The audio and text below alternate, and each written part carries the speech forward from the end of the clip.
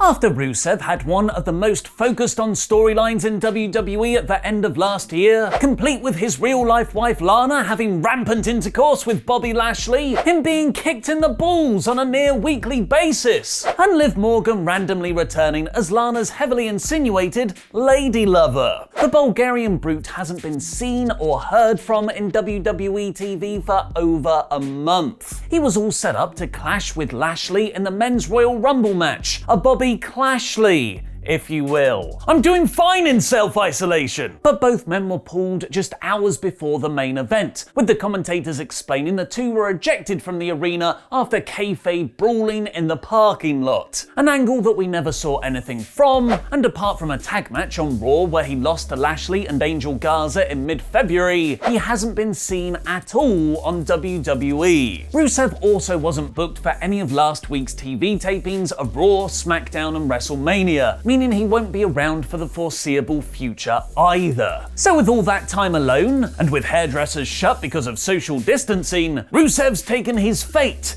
into his own hands. And by fate, I mean his hair. Rusev has debuted the look on his Instagram live feed, which WrestlingNews.co have posted screenshots from, showing he's kept his big bushy beard, but shaved the top of his head. Everyone is literally locked indoors, so prepare yourselves for a lot of slow news days. But there is actually a lot more to Rusev's new look. He hasn't had the smoothest career in WWE. Despite initial promise in his main roster run, it quickly became apparent he was just the latest monster heel being built up for John Cena to beat. But thanks to his natural charisma and connection with the crowd, he's organically connected with fans despite WWE never fully getting behind him. Most recently with the super over Rusev Day faction with Lana and Aiden English, and even at some points during the Lashley feud. Clashley. This caused Rusev and Lana to go on hiatus after last year's WrestleMania, taking almost 6 months away from the company, where they publicly spoke out about their frustrations with WWE, while it was being reported their contracts were up at the end of the summer. Then, in November, Lana signed a multi-year deal to stay with WWE. It was expected Rusev would soon follow suit because, you know, they're married. But he reportedly still hasn't, and was even pulled from a scheduled appearance at last month's Super Showdown in Saudi Arabia. How was that only a month ago? Because of his ongoing contract dispute. And it's not actually the first time Rusev, his hair, and WWE have been an actual story. Back in 2017, it was reported there was backstage heat on Rusev because he cut his hair without permission, which was followed up by him getting squashed by The Big Show at WWE Fastlane, the biggest show of the year. This was supposedly because WWE needs to keep track of their wrestlers' appearances to tie in with their many license deals they have in place, with video game company 2K, toy producers Mattel, Slam Attack's trading cards and more. A new look could signal the start of a new chapter in his career, maybe returning to WWE once the shows are safe to put on again, debuting a different,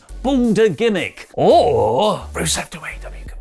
Perhaps the current contract disputes have turned up the backstage heat on him again, as he would have been a far more appropriate WrestleMania Clashley opponent over the randomly announced Aleister Black match last Monday. And it would have likely even made more sense to use him as Andrade's replacement in his tag match, which we might now know the real reason behind.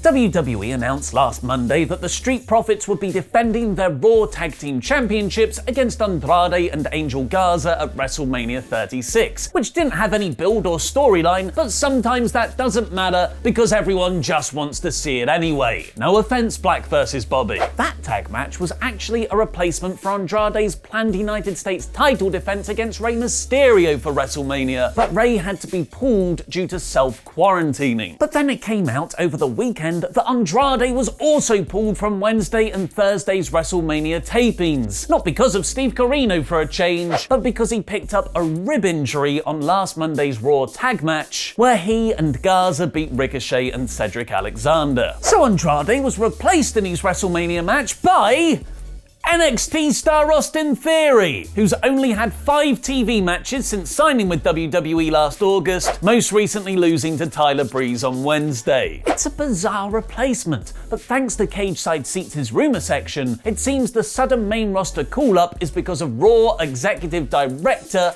Paul Heyman. Because the belief is Heyman handpicked Theory because he sees something in him. This fits with Heyman's love of utilising new talent. Last year, he handpicked NXT wrestler Dio Madden for Raw's new look commentary team because he saw something in him, despite Madden not being an experienced commentator. And that was going well, until Vince McMahon supposedly tired of him, and Brock Lesnar wrote him off TV with an F5 through the announcers table. Before joining NXT, Theory held the top title in WWE's partner promotion Evolve for almost a year, which counts other future WWE signees Matt Riddle, Timothy Thatcher, Chris Hero, and Drew McIntyre amongst its reigns. And Theory might not be the only person getting randomly called up for WrestleMania. Us fans could be too! Oli Davis to WWE main roster confirmed segue. WWE have sent out a fan council survey to gauge interest in new options for the way that WWE presents show segments within this current environment. And one of the pitches is hearing feedback from superstars, celebrities, sports figures, or fans during a show. WrestlingNews.co have posted WWE's proposed Mania feed setup, showing people watching around the frame. WrestlingNews.co claim another option pitched to Vince McMahon was piping in pre-recorded fan noise, which he did not give a thumbs down to, so the idea is not off the table. Do you think having fan reactions on WWE's WrestleMania 36 live stream is a good idea? Let me know in the comments because I'll be replying to people from out of nowhere. I don't mind it, but I think it should be an option you can turn on or off. And anyway, if you want to do live reactions, just put on WrestleTalk because we'll be live streaming the pay-per-view both nights this weekend. And thankfully it won't be 2 8-hour events, with WWE Network News listing the runtime for each night being 3 hours and 15 minutes with a 1-hour kickoff show. WWE aren't the only ones pre-recording their shows though, as Chris Jericho has revealed he made AEW Re-Shoot his Matt Hardy segment from last Wednesday's Dynamite as the show was going on because he wasn't happy with it.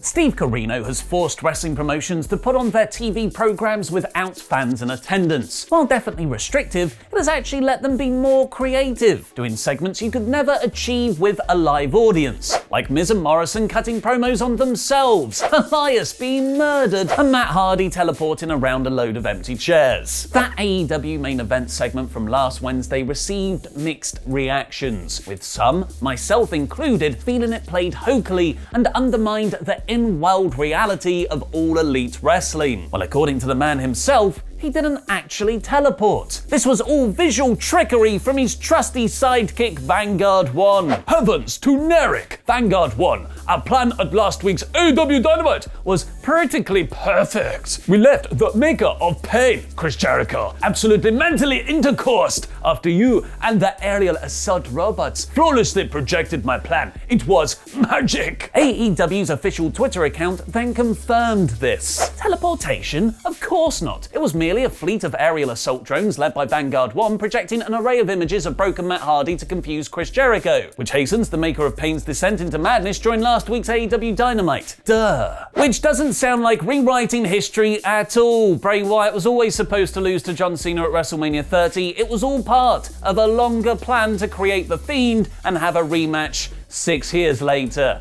Totally.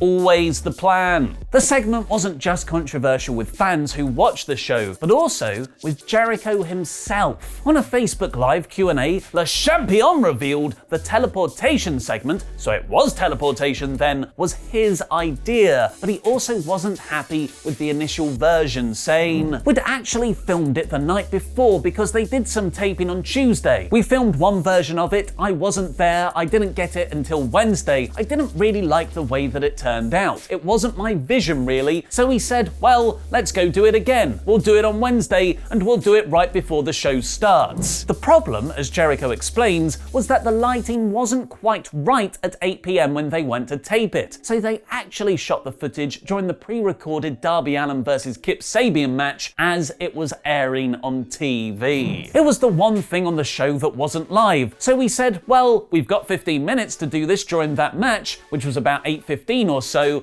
we go and we film Matt up here, and then he comes over here, and he was there, so we only had 15 minutes. Once it's done, it's pretty much done. So we take it to the TV truck and look at and realize there's a lot of missing pieces, and it's not quite perfect, but we have to do it and figure it out. So myself and the editor put that together in about 15 minutes. Changing the script as the episode is airing on TV. Vince McMahon to AEW confirmed. Last month, us here at WrestleTalk started our own wrestling promotion, the fictional City British Wrestling, with me, Adam Plompier, Laurie Blake and Luke Owen playing made-up 90s wrestling characters. It was all part of our new wrestling RPG series No Rolls Barred. Think Dungeons & Dragons, but for wrestling, over on our second wrestling channel, Parts Unknown. After 4 epic episodes, Season 1 concluded yesterday with the epic Colossal Tussle pay-per-view. But don't worry, it's free for you to watch on YouTube. It's perfect self-isolation binge watching, so click the eye above my head to watch it from the start now. To give you a taster, here's the Colossal Tussle promo package for the epic feud between veteran wrestler Tony the Milkman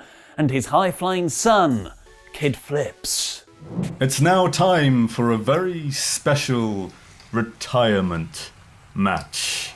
Let's see if milk is thicker than blood.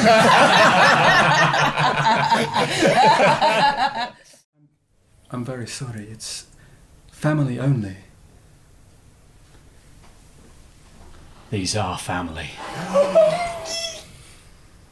I've been training him in wrestling for many years. He is my finest protege. And I was raised by a good woman. I thought that milk is meant to be thicker than water. You've spilt enough milk. I was teaching you the Milky Way. Jeez, Dad! I want to go out on my own terms. How come you won't listen to me? Where were you this morning? Where were you? Right, where were you when I was getting My next match will be my retirement match. If I lose, I have to leave the company. They said I'm not good enough anymore. I'm too old. I'm too slow. Tony, maybe they're right. Now, come on, Tony. Come on, Tony. Put that towel down, lad. You feel something go in your arm. You feel something go in your knee. You feel something go in your back. Milk seems to leak from places where milk should never leak from. Boom, boom, boom, boom, boom. Your winner, the Milkman! You beautiful bastards! If you try to wrestle again, you might very well die. Doris, you're gonna have to lie down for this one. We need to test dummy. Anything for my boys? Milk mixed with blood trickling from his... Strawberry milk, man. It's strawberry. Dad! I could do all sorts of Dad, flavors. no! I won't stop. Dad! Let's rap. Let's be real. He's gonna die in that ring. Unless you stop it. Do you not understand, like, what are we doing here? Just finish the match. I have other places to be. I see you've gotten booked for a match later. But here's how it's gonna work. As soon as that bell rings in his match tonight, I'm gonna attack his opponent so that he is disqualified and he is forced to step away from the ring. So you get locked in for the turn, you start to move, and then you feel that same feeling you felt a couple of weeks ago. It's not gonna be my own undoing. I'm standing up for what I believe in. And what I believe is that you should not be a wrestler. You should be a father.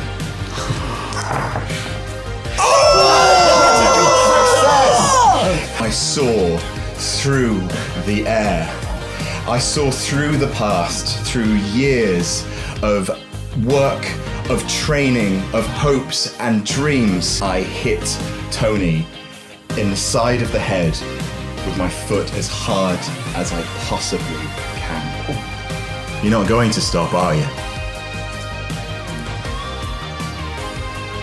I'll stop, but when I'm ready. Well then, looks like I'm gonna have to stop you. You and me. One-on-one. The colossal tussle. I'm sorry, but I'm gonna send you home where you belong. I've still got it, lad.